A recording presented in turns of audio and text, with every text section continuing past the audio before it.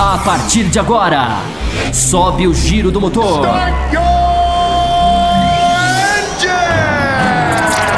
Está começando Café com Velocidade. Opinião e debate sobre o melhor do esporte a motor. Apresentação: Bárbara Franzin, Thiago Raposo, Thiago Rosa e Fábio Campos. Café com Velocidade, o seu podcast semanal de automobilismo. Café com Velocidade.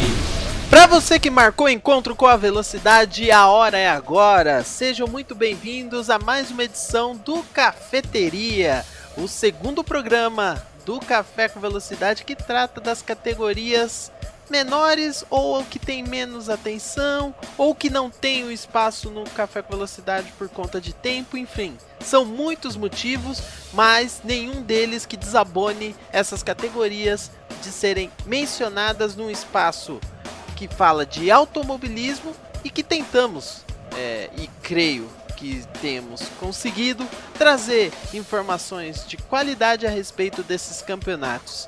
Como de costume, um programa cheio de informação. Teremos aqui sempre a presença de Thiago Raposo, mas que não estará em todos os blocos devido a compromissos. E ele, Diogo Gomes, o membro principal do Cafeteria no ano de 2016. Então, seja muito bem-vindo, Diogo Gomes. O que esperar desse programa nesta edição que começa agora? Eu não mereço tudo isso, Thiago Santa Rosa, mas mais um programa incrível.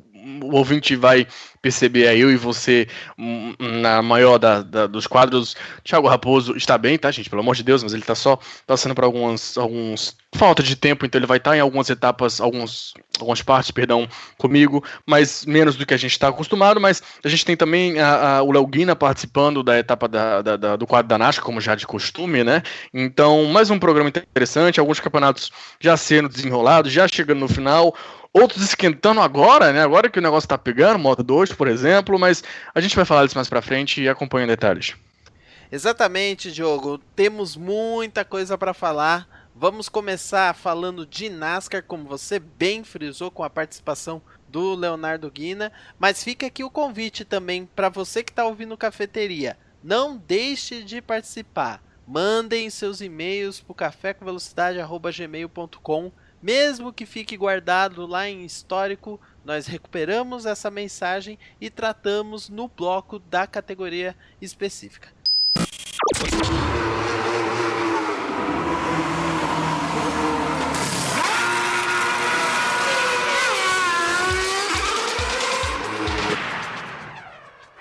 Bom, e vamos tocar o barco agora falando do Mundial de Superbike, o WSBK, né, que teve uma etapa interessantíssima em Lausitzring, no final de semana, né, do dia 17 e 18. Normalmente nós falamos de um período da temporada, mas o Mundial de Superbike foi curioso. Thiago Raposo até mencionou isso em outras edições do Cafeteria, do Café com Velocidade. Como demorou a pausa do Mundial de Superbike. Foram 2 meses e meio, né, Diogo Gomes? Então, Diogo, aquele seu comentário sobre o momento da categoria vai ser bom para os ouvintes lembrarem como estava o campeonato antes e como vai estar agora. Fique à vontade, meu querido. 2 meses e meio parado, é um negócio, é quase uma aberração, né? Impressionante. Mas, enfim, o campeonato, assim como no ano passado, ele tem a Kawasaki dominando, né? Mas esse ano a gente tem uma Ducati muito mais próximo e uma Honda também muito mais próximo. Mas no início da temporada depois acaba se perdendo. Mas a Kawasaki domina a temporada inteira, sempre com seus 2 pilotos, os 2 britânicos, Tom Sykes e Jonathan Rea. Jonathan Rea inicialmente levando uma vantagem maior, né? A gente, até no último Cafeteria que a gente falou sobre o WSBK, a gente falou bem de como o Rea tinha uma boa vantagem. Essa vantagem cai agora nessas últimas rodadas, a gente vai discutir aqui, mas ainda assim ainda tem uma boa vantagem. O Sykes vem atrás, o Davis lidera a Ducati que avançou bastante. A gente viu algumas rodadas em Imola, por exemplo, em Aragon também, em que a Ducati absolutamente dominou. O Davis venceu as 2 etapas. O Giugliano, que é o segundo piloto da Ducati. Ele ainda não chegou a vencer na temporada, mas ele conseguiu alguns pódios ali mais nessas últimas etapas. Então, a Ducati, ela não consegue fazer o pau a pau, digamos assim, com a Kawasaki, que realmente está em outro mundo, mas ela chega ali próximo. É mais ou menos o que a gente teve durante toda a temporada. A Honda tem seus brilhos, inclusive com uma vitória na temporada, uma vitória que não vinha há um certo tempo, vitória do Nick Hayden, né, na estreia dele no Mundial de Superbike. O Vandermark, que é um meio que um queridinho, como a gente sempre fala que tem os queridinhos do Cafeteria, o Vandermark é meio que um queridinho, meio do Raposo, especificamente, não sei você, mas esse ano ele vem tendo uma temporada bem claudicante, como vocês gostam de dizer, e tá ali sofrendo um pouco. No mais, a gente tem aquele padrão básico da World Superbike, né, com a BMW, que aí são motos que têm ainda menos envolvimento de fábrica, não que essas motos principais exatamente tenham, algumas até têm, mas essas aí é mais realmente equipe privada. Você tem a BMW, principalmente sendo liderada pelo Torres, Jordi Torres, espanhol, que vem fazendo uma temporada bem interessante, e a MV Agusta, né, uma equipe com só uma moto, com o Leon Kammer fazendo belos resultados aí, conseguindo algumas entradas bem interessantes. Mais para trás do grid, a gente tem ainda em destaque o Savadori e o De Angelis, né, que vieram lá. O De Angelis veio da MotoGP junto com a Yoda Racing, né, a equipe que andava lá no final do grid na MotoGP, estreou esse ano na WSBK, estreou bem, principalmente durante a temporada eles foram se desenrolando, e agora na etapa do Lausitzing, que a gente vai falar, as duas Aprilias, né, da Yoda tiveram muito bem, tanto com o Savadori quanto com o De Angelis. Então é isso, o campeonato tem suas divisões ali, digamos assim, divisões por equipe realmente vem fazendo a diferença. Tem o Rhea na frente e a gente tem o Sykes e o Davis, principalmente o Sykes, que está mais próximo, em ponto de perseguição total ali, tentando descontar tudo quanto é ponto, para esse campeonato não terminar com mais um título do Rhea, e até com antecedência, a gente pode dizer. Diogo, a questão de não terminar com o título do Rhea parecia ser uma possibilidade real nessa etapa da Alemanha, porém tivemos eventos totalmente diferentes, né? O que é impressionante do campeonato do Mundial de Superbike é que durante esse ano nós tivemos muitas corridas interessantes disputadas, mas sempre com um resultado meio que previsível, né? Rhea, na maioria das vezes chegando no pódio, né? Acho que 2 corridas ele não chegou no pódio, no caso. Quando ele não chegava, as vitórias eram divididas entre o Tom Sykes e o Chaz Davis. Chega a prova da Alemanha. A expectativa é o que vai acontecer com esses pilotos para o restante da temporada, depois de um longo tempo. E aí, a prova número 1, né? Sempre lembrando que o Mundial de Superbike são 2 etapas por final de semana. Na prova número 1, o Jonathan Rhea cai. E aí todo mundo se atiça. Opa, esse campeonato pode mudar. Você achou mesmo que poderia mudar, Diogo? Ou qual que era o seu sentimento após essa primeira etapa? Eu realmente achei sim, como ficou famoso recentemente, né, na internet o termo "temos um jogo", eu olhei e falei, opa, temos um campeonato, porque essa diferença, lá em Laguna Seca, antes das 2 corridas de Laguna Seca, que foi a etapa antes dessa do Lausitzing, era de 60 e tantos pontos, era muita coisa. E com essa queda, né, do Jonathan Rhea na primeira corrida, essa vantagem caiu para 20 e poucos pontos. Caiu bastante, né, 20 e pouco, cerca de 30 pontos.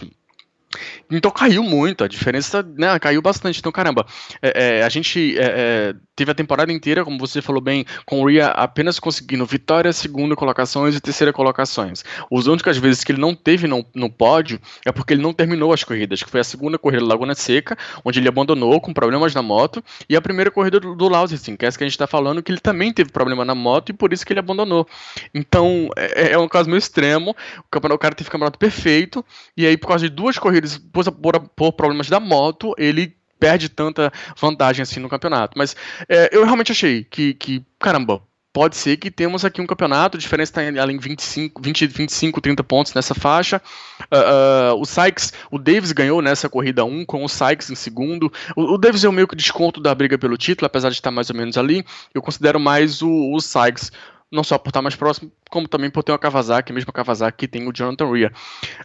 E o Sykes terminou em segundo e terminou muito bem, né, sólido, porque o Davis realmente dominou de forma incrível essa corrida 1. Mas eu falei, caramba, a gente tem alguma coisa aqui. E aí o domingo veio para jogar um banho de água fria em todo mundo, né? Porque a maneira como as coisas aconteceram meio que voltou tudo ao normal entre aspas, mas complicou. Nesse ponto eu achei que a gente tinha um campeonato, mais pra frente ainda complicou. Sem querer adiantar o programa demais, mas a gente ainda tem 3 rodadas depois, né, que é Magnocus, Jerez e Losail, e o Rea, com a vantagem que ele tem atualmente, ele tem boas chances de já chegar na última rodada, né, chegar lá em Losail com o campeonato na mão. Sim, exatamente. Isso é uma possibilidade. Poderia ter sido uma realidade se não tivesse o problema que teve, né? Ele caiu em decorrência do problema na moto, né? Ela teve, se não me engano, foi eu não sei, pra falar a verdade, qual foi o problema, mas ficou muito claro, ficou muito evidente pra quem assistiu a corrida, quando ele cai, o barulho que a moto faz é muito diferente, né? E aí ele sofre o tombo, enfim, e gera toda essa expectativa. É problema de câmbio. Assim, é o mesmo problema que ele teve lá em Donington também. Donington, não sei se você recorda, mas ele chegou a sair da pista várias vezes. Sim. Porque ele reduzia e, enfim, imagina você reduzindo a marcha do seu carro e a marcha em si não reduz, o carro não diminui a velocidade, enfim. E aí ele reduzia e nada. E até que chega um ponto que ele reduzia tanto que não tinha mais marcha e daí vinha aquele barulho estranho que você citou, que já é quando ele estava prestes a bater.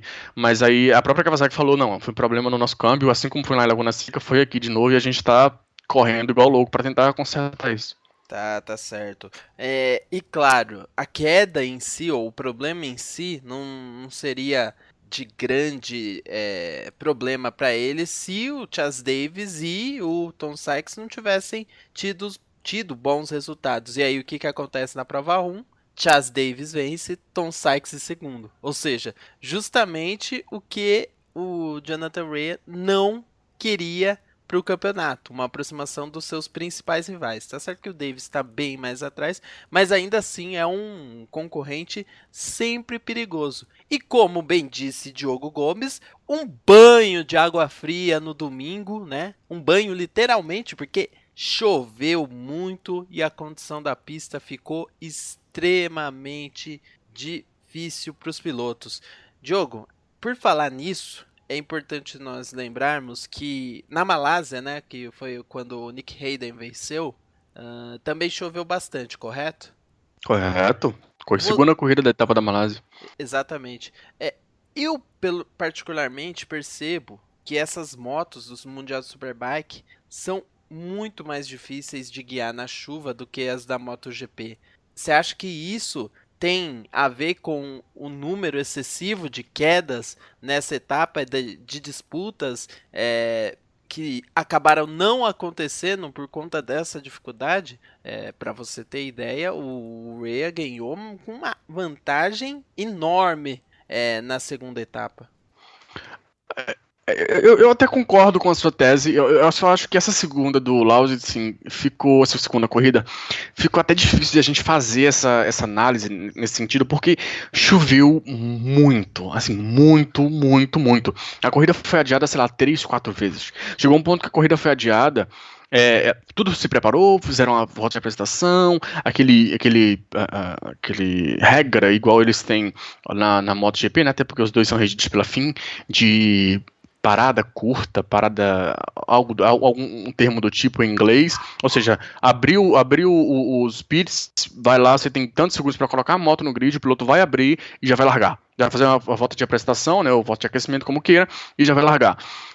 Eles fizeram todo esse procedimento. E quando todos os pilotos alinharam no grid para largar, o Hayden, principalmente, levanta a mão e fala, olha, eu não vou largar. E aí, depois dele, vários pilotos atrás começam a fazer a mesma coisa. Levantam a mão, começam a balançar a cabeça de forma negativa, né? Enfim, com sinal negativo, do tipo, olha, não vou largar. Até que um piloto lá no final do grid chega a sair de cima da moto. Quase assim, olha, nós realmente não vamos largar nessas condições. E aí, a direção de prova se vê obrigada a adiar mais uma vez. E aí é um adiamento que dura, sei lá, uma hora ou qualquer coisa do tipo, demora bastante, e aí mais pra frente eles conseguem correr, mas com muita chuva, tanto é que o Sykes cai logo no início da corrida, na primeira volta ainda, e uma queda totalmente besta, ele nem fez ângulo pra fazer curva, ele vinha totalmente reto em cima da moto, e a moto simplesmente escorrega e bum, no chão. É impressionante. Então, eu até já venho percebendo, e acho até que a sua tese é muito válida, de que essas motos da Superbike, não me pergunte por quê, mas eu tenho a impressão que elas realmente são mais complicadas para guiar na chuva, até do que as motos, os equipamentos da MotoGP. Mas nessa etapa especificamente foi impossível a gente ter um parâmetro, porque tinha muita chuva, e aí foi muito, né, de piloto que encaixa, e o Rhea com chuva a gente já sabe, por histórico, que encaixa muito bem. E aí foi aquela vitória incrível. Ele terminou. A corrida inteira ele passou abrindo, terminou a corrida lá na frente. A mesma coisa a gente teve com o De Angelis, né? Que largou em 18º e terminou a corrida em segundo. Outro piloto que também já se caracterizou por andar bem em chuva. Veio avançando. Realmente foi uma corrida. Condições absurdas, cara. Talvez em tempo para etapas de moto. Talvez seja a corrida do ano inteiro que eu vi que mais tinha chuva, mais tinha água em tudo quanto é lugar. Não sei se também é algo relacionado à pista, né? Pode ser. Talvez a pista não tenha uma irrigação tão boa, enfim. Isso é algo que a gente não tem como determinar daqui. Mas realmente tinha muita água. O Rhea se superou, mostrou que, assim como eu, quem pensou, olha, temos um campeonato, ele falou, peraí. Pode até ser que tenhamos, mas vamos com calma. E aí ele vence, como eu já citei, o Sykes cai. Ele não abandona, tá? Ele volta, termina a corrida na 12ª colocação, mas aí já bem prejudicado com relação a pontos, e o Rhea consegue ali dar uma esticadinha a mais no campeonato novamente.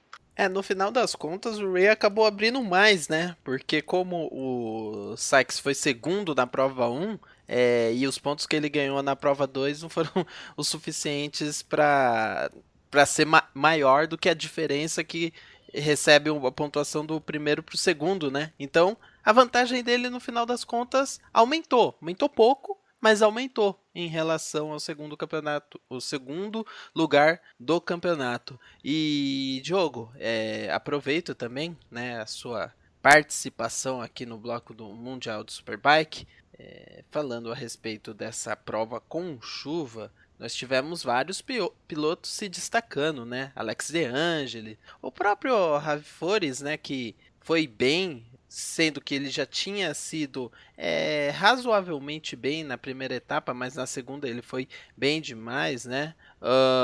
O Sylvain Guitoli, que apareceu bem melhor na segunda etapa. Durante as etapas da MotoGP, principalmente, né? Nós do Café com Velocidade começamos a discutir a respeito sobre a habilidade dos pilotos na chuva, né? Você mencionou um pouco que tem piloto que casa melhor com esse tipo de circuito. Você acha que, no caso desses pilotos, é isso mesmo? Eles têm essa qualidade para guiar no molhado ou não? Foi algo muito circunstancial, relacionado mais a essa questão que você falou de tanta água que caiu na Alemanha ter atrapalhado favoritos e deixado eles de fora? Qual que é a sua visão para o resultado desses pilotos tão diferentes de uma etapa para outra? Olha, eu vou falar para você que esse top aqui, realmente, sim. Esse top eu tô me referindo a Rhea, De Angelis, Fores, Kamier e o Guintoli. O Guintoli, que até a gente tem que gastar um tempinho falando nele. Mas então gaste, pode gastar já. Aproveita e já emenda o comentário junto com o comentário em cima do Guintoli. O Guintoli, ele se machucou, né, no Qualify, que eles não chamam Qualify, eles chamam Super Pole, lá de Imola. E ele ficou fora bastante tempo. O Imola foi lá em abril, tá, gente? Só pra vocês terem uma noção. E ele ficou todo esse tempo fora, a Yamaha correndo para colocar pilotos para substituir ele, para correr ao lado do Alex Lowes. E ele voltou nessa etapa, né? Finalmente, depois de tanto tempo, quase um ano inteiro parado, a gente pode dizer, ou melhor, uma temporada inteira parada, ele retornou agora relativamente bem na corrida 1, muito além em cima dos problemas da Yamaha, tanto é que o Alex Lowes chegou próximo dele também, Alex Lowes que vem fazendo a temporada inteira. E nessa segunda ele realmente aproveitou desse ponto, que é algo que sempre foi forte na carreira dele, e conseguiu encaixar um top 5 muito interessante nessa corrida 2.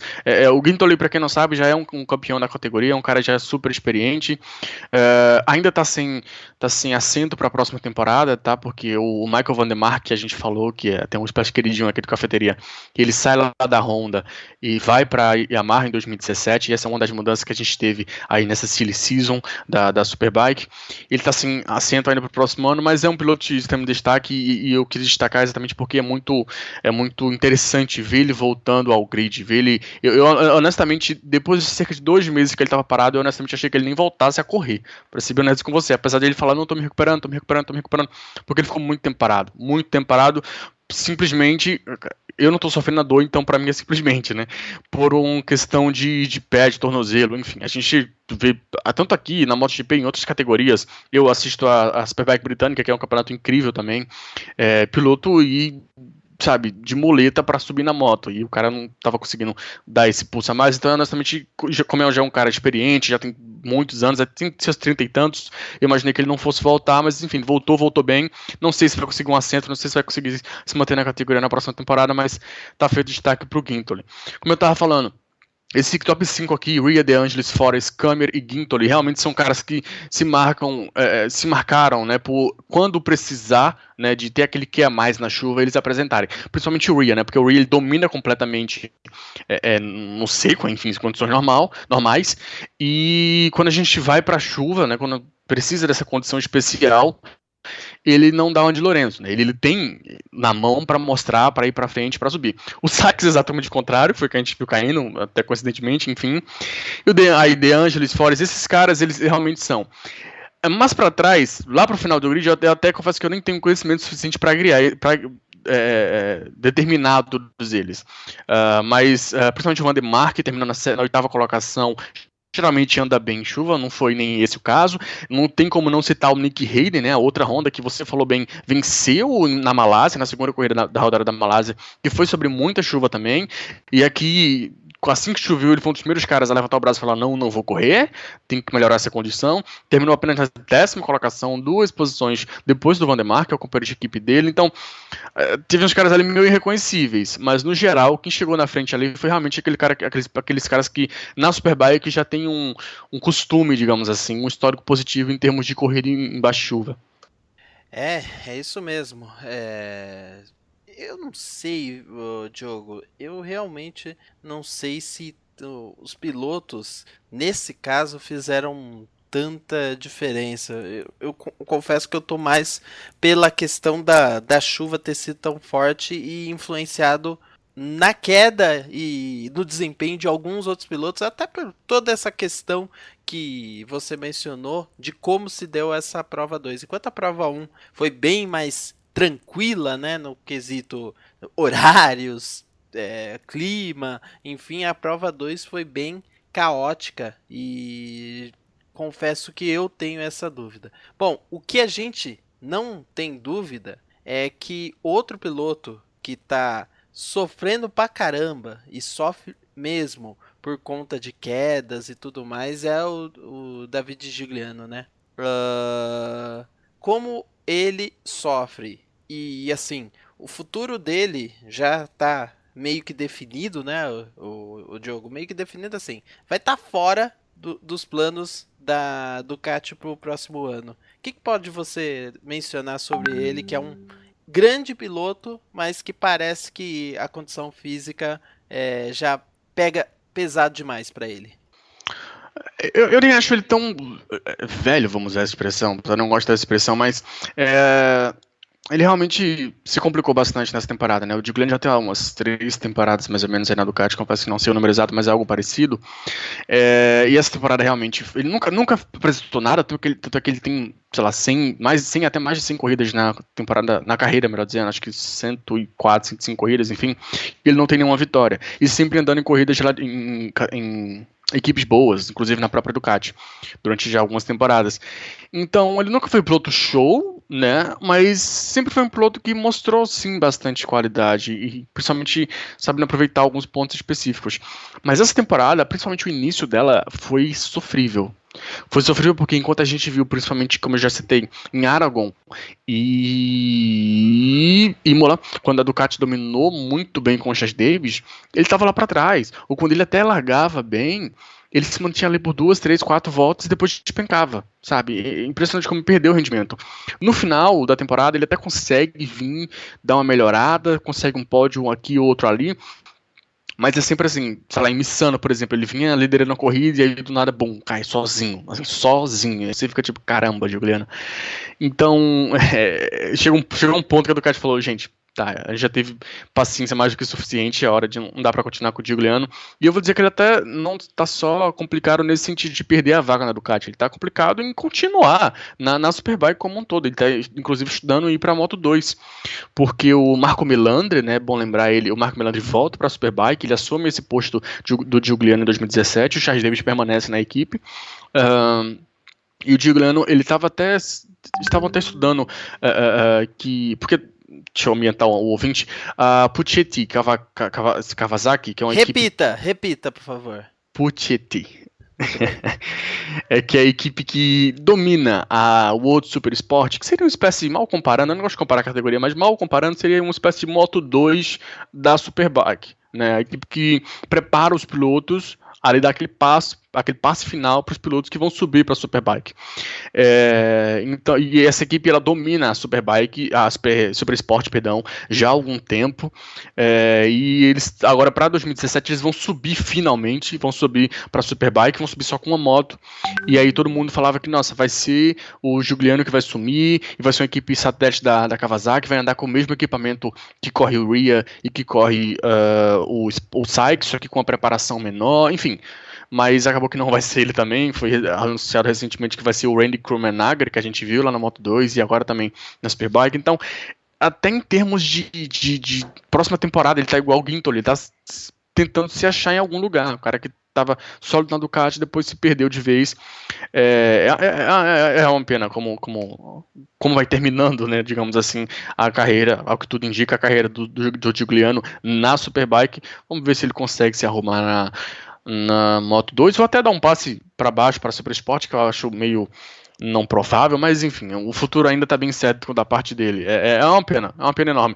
De resto, né, a gente teve os pilotos ali da frente conseguindo ou se manter bem ali ou fazer trocas, né, como eu até já citei, o Mike Van der Mark indo para a Yamaha para o lugar do Guintoli, o Melandri vem para a Ducati, a Yoda, né, eu ia dizer a Aprilia, mas não é a equipe de fábrica da Aprilia, a Yoda, que corre com o equipamento da Aprilia, deve manter o Salvador, que vem fazendo uma temporada bem legal, é um piloto bem jovem, mas ele cai bastante, né, então, assim, nossa, tem desempenho, tem velocidade, mas uma hora ele vai ter que começar a terminar a corrida para ganhar ponto. E o De Angelis tá até sumido, eu diria, mas quando possível faz lá seus brilhos, então meio que merece continuar ali. E na Honda mantém-se o Hayden, né? E vem da MotoGP o Stefan Bradl para fazer dupla com ele. Então a gente teve uma mudança bem interessante ali naquele grupo da frente das equipes em termos de pilotos para a próxima temporada. E o Bradl é um piloto que tem tudo para fazer diferença, porque tem uma carreira sólida, né, nas categorias de base da MotoGP. Chegou na MotoGP e não desenvolveu tão bem, tão adequadamente, principalmente quando ele deu aquele salto para Aprilia, né, Diogo? Às vezes minha memória falha, né, mas eu acho que foi para Aprilia, sim. Porque ele foi meio que perdido, né? Ele subiu com a LCR, né, com a LCR Honda, que é onde hoje está o Crutchlow. E aí ele tem 2, 3 temporadas ruins, entre aspas, e aí ele perde, né? Perde a vaga. Tiram ele e ele vai se achar lá na equipe de fábrica da Aprilia, mas aí foi quando eles perderam de vez. Exato, e como você falou, é uma equipe de fábrica, mas é a equipe de fábrica que tem um menor investimento, que está atrás de todo mundo. É um piloto que pode dar uma mexida no campeonato para o ano que vem. Isso, sem dúvida, a notícia que você mencionou faz todo sentido. Mas ainda não terminamos a temporada 2016. Como você já falou, ainda restam 3 rodadas duplas até o final do ano. De cabeça, eu não lembro quais são as próximas que faremos neste Cafeteria. Mas, como sempre diz Thiago Raposo ao final dos blocos, você, ouvinte, pode acompanhar qualquer categoria que o Café com Velocidade e o Cafeteria falam, né? No caso do Mundial do Superbike. Para quem tem ESPN, passa todas as etapas ao vivo, ou a maioria delas, já que algumas etapas em período de Copa do Mundo não passaram, de Olimpíadas, né, perdão, não passaram, eles passam no canal ESPN+, tá? Então fiquem atentos aí que tá sempre ligado. E se você, mesmo assim, não tiver ESPN+, aquele recadinho de sempre, o grupo do Café com Velocidade no WhatsApp resolve essa sua situação. Você quer finalizar com um último comentário a respeito da categoria, Diogo? Não, só encaixando que pro próximo Cafeteria aqui vai falar de Superbike, né, gente? Sempre lembrando que Cafeteria ele é dividido, né? Entre aspas, parte 1 ou parte 2, mas enfim, primeira parte do mês, segunda parte do mês. E no caso daqui um mês a gente vai falar de novo de Superbike e a gente já vai falar de França, que vai ser em Magno-Cousi, e de Espanha, que vai ser em Jerez. E aí vai ficar faltando só a etapa de Lusail no Catar. Olha, eu não duvido nada. Que a gente vai falar do título. Exatamente, porque a gente, enfim, foi lá e viu o carro, mas não falou a vantagem, né? A vantagem do Ria agora é de 47 pontos, né? Ele estendeu, como você falou, para 47 pontos. Então, a gente ainda faltam 3 rodadas, que são 6 corridas, 150 pontos. E se ele conseguir encaixar bem aqui na França, eu acho que na segunda corrida ali de Jerez, se tudo for como eu tô pensando, ele já encaixa. A gente pode voltar para falar de Superbike aqui no Cafeteria, já falando sobre o título do Ria, mas até lá, eu honestamente torço para que o campeonato seja apertado.